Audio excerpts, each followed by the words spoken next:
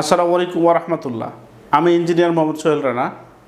আমার 12 বছরের ক্যারিয়ারের যে ছোট ছোট সফলতাগুলো আছে এবং ইন্ডাস্ট্রি জগতে বা ইলেকট্রিক্যাল ইঞ্জিনিয়ার হিসেবে কাজ করার যে সফল হওয়ার যে শর্টকাট মেথডগুলো আছে সেগুলো আমি পেয়েছি আমাদের সিনিয়র এজিএম ডিজিএম বা আমাদের সিনিয়র ইঞ্জিনিয়ার যারা ডুয়েট বা ইন্ডাস্ট্রিতে বা অটোমেশন ইঞ্জিনিয়ার হিসেবে যারা কাজ করেছে তাদের কাছ থেকে যে বিষয়গুলো পেয়েছি সেই বিষয়গুলো আপনাদের সাথে শেয়ার করব। আসলে ইন্ডাস্ট্রিতে বা ইলেকট্রিক্যাল ইঞ্জিনিয়ার হিসেবে যে সেক্টরে আপনি কাজ করেন না কেন, যদি আপনি বেসমেন্টটা সঠিকভাবে গঠন না করতে পারেন তাহলে আপনাকে ম্যানেজমেন্ট লেভেলে এবং ভালো প্রফেশনাল ইঞ্জিনিয়ার হিসেবে কাজ করা খুবই কঠিন হয়ে যাবে এবং নিজের যোগ্যতা অনুযায়ী কাজ পাওয়া সেটাও খুব কঠিন হয়ে যাবে। ধরুন একজন ইঞ্জিনিয়ার কি করি আমরা, যে কোন বিষয়টা শিখতে হবে এবং কোন সেক্টরে আমি জব করব এই বিষয়গুলো আমরা বুঝে উঠতে পারি না। তো আপনাদেরকে সেই আলোকে কিছু আমি পরামর্শ দিব। এই ভিডিওটা সম্পূর্ণ দেখার অনুরোধ, তাহলে হয়তো বা আপনি একটা আমার ছোট্ট পরামর্শে আপনি দিক পাবেন ইনশাআল্লাহ।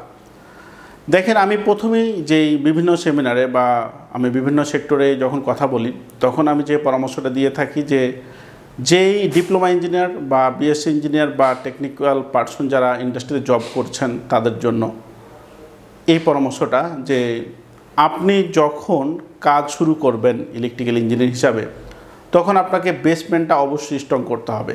আপনি এবং চাকরির শুরুটা আপনাকে অবশ্যই ডিপার্টমেন্ট চাকরি এবং আপনি যে অনুযায়ী চাকরি লালন করেন আপনার ডিপার্টমেন্ট চাকরিটা, সে অনুযায়ী চাকরিতে জয়েন করার জন্য আপনাকে প্রিপারেশান নিতে হবে।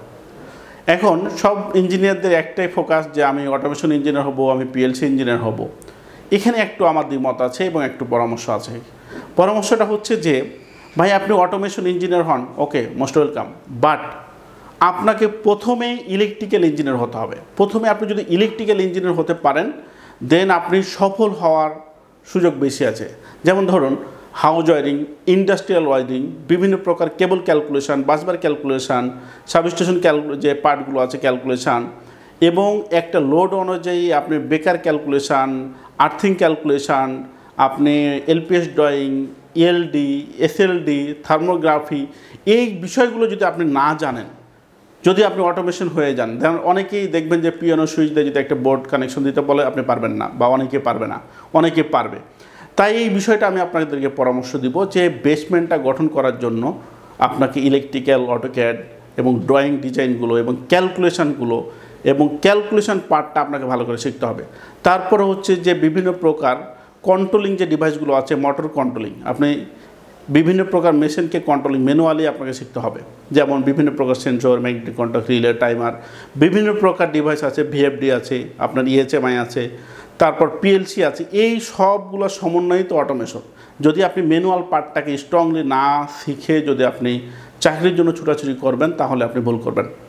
তাই আপনাদেরকে আমি আহ্বান করব যে প্রথমে আমি যেটা বললাম যে বিভিন্ন প্রকার ক্যালকুলেশান, কেবল ক্যালকুলেশান, লোড অনুযায়ী বেকার ক্যালকুলেশান, বাসবার ক্যালকুলেশান, আপনার ট্রান্সফরমারের যে সাবস্টেশনের যেই ক্যালকুলেশানগুলো আছে, বিভিন্ন প্রকার ডিভাইসের যে কাজগুলো আছে সেটা শিখে, এবং পিএলসি প্রোগ্রামিং, ভিএফডি প্যারামিটার দেওয়ার সিস্টেমগুলো, মোডবাস কমিউনিকেশান, এই যে সকল পার্টগুলো আছে এবং এই জিনিসগুলো আপনাকে শিখতে হবে।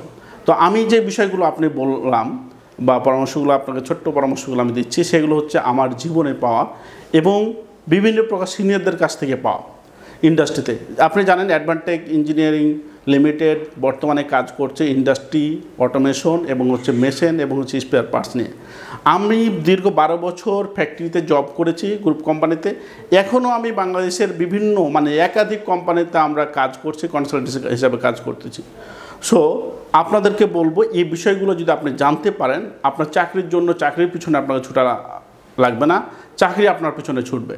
তাই আপনাদেরকে আমি আহ্বান জানাবো যে বেসমেন্টটা গঠন করে আপনি ইঞ্জিনিয়ারিং যে ফ্লেভার সেটা অ্যাচিভ করুন, এবং যে কোনো আপনার জিজ্ঞাসা আমাদের কমেন্ট বক্সে করবেন, আমরা অবশ্যই আপনাকে সহযোগিতা করব। ধন্যবাদ সবাইকে এই ভিডিওটা দেখার জন্য।